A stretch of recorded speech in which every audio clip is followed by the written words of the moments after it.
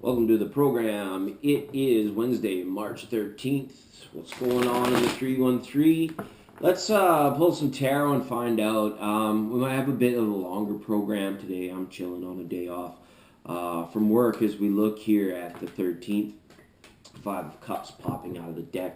No regrets, you know. We're just here, we're doing it, and it's fun. And I want to thank you for being a part of this little YouTube channel.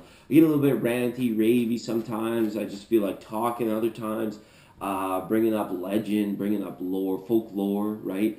Looking at tarot, just for the day, right? The overall energy.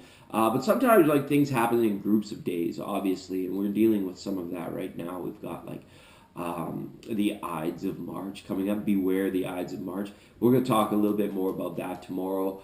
It's because we're coming up to this vernal equinox, and we're really like we're getting deep dreamy now. We're in the later, moving on through Pisces, and things are getting really spacey and really dreamy. So yeah, some things pertaining to like space and dreaminess as well going to come into today's program. So. I asked Siri what cool things happened on this day in the past, and she was like, "Don't forget to say happy birthday to Uncle Sam, who is I wrote 167 years old today." Yeah, what a tough guy, right? The debut of that political cartoon happened on this day, March 13th. So it's just yeah, I love throwing the Americana in every once in a while, and so yeah, happy birthday, Uncle Sam. Don't turn into an oil junkie, right?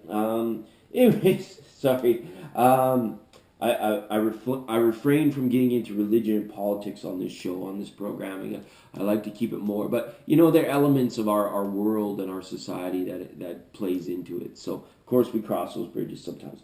What else did Siri say? Oh yeah, Uranus. Siri is funny to hear. We'll say Uranus. Um, the gentleman who discovered Uranus. No, Uranus was discovered on this day, actually. How long ago was that? 1781. I don't know how long, so 300 years, right? They must have had some busted ass telescopes back then. How are they finding this stuff out? Well, they were starting to use mathematics and these celestial mechanics to do it. So yeah, this guy, his name was Sir William Herschel. He discovered Uranus, and the one thing about Uranus, if you're still researching into what this Uranus and Taurus means, is it's like you don't find Uranus. Uranus finds you. So take that out for what it is worth. All right. So yeah, that gets the day's news out of the way. The feeling, yes, and prior meditations is this could be a great day for discovery, investigation, and discovery, finding out, and finding out something about yourself, something about the ding dong down the hall, something about a family member, someone that you share your love with, which discovery and but it's like it's not like revelation type stuff. It's just discovery. It's just finding out. Just being like now you're in the know. It's like not really big energies. I don't think unless tarot says otherwise here. Chariot, quick moving. Yeah, we're going to talk about quick moving energy at the end of the program. But tarot, it's like, what do the collective need to know for the day? That's what we're asking. And I think we got it. Let's see who we can knock to the bottom of the deck. Or what we can knock to the bottom. The Two of Pentacles. This has been showing up a lot in March. And this is that dreamy space.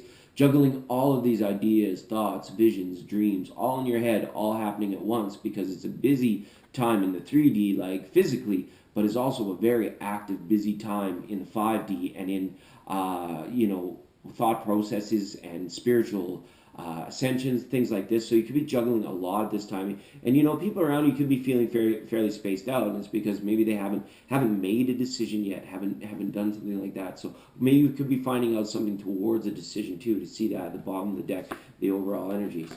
Oh yeah, and it is. It's time to reset. It's time to really start to let go. If you thought you were letting go here when we first went into this Pisces energy, it's time to let go. Regiment, routine, structured type things. The only structure this guy cares about is the ground under his feet. That's all he's concerned about. He's like, you know what? As long as that ground is still there, I'm doing just fine. So renewed focus on your will. It is a Wednesday, so we got that solar plexus chakra energy that will serve us well today on Wednesday. Okay, with the Fool, and yeah, carefree, live free, and liberate your liberties, free up your freedoms by acknowledging them and by being immersed and appreciative of them. It's a really good message there. Thanks, Fool. And Seven of Wands. So it's supported by the contrasting energy of the standoffish nature, which you might not know because people are not really going to be on the same page for the most part during the day. We'll all be doing this, like ground under our feet, into self, and it's not really like ego for for the most part, but it is like self care, even like just movement through the day, so to speak. So kind of bumping into people as well. I get a sense of that with this Seven of Wands. It's like, and it might not be somebody you want to see. So yeah, just something else on top of that. All right. So we've got this high moving energy that's going on today, and legend is going to be a little bit more scientific today. And I do apologize for that, but I have to get this out because we are coming up on this vernal equinox, which is a much more powerful time than we're told to give it credit for, whether in New Age circles or in just modern society. Because the days leading up to it have a rich and vast history. Like, we're not going to get away from history. We'll go a bit more into it tomorrow.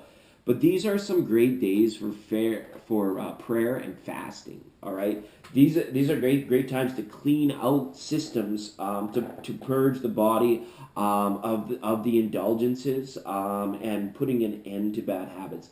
This is a time of like high ascension energy as well. For those of you that take it this deep, the solar winds, and I've been talking about them for a few days because they are energy movers.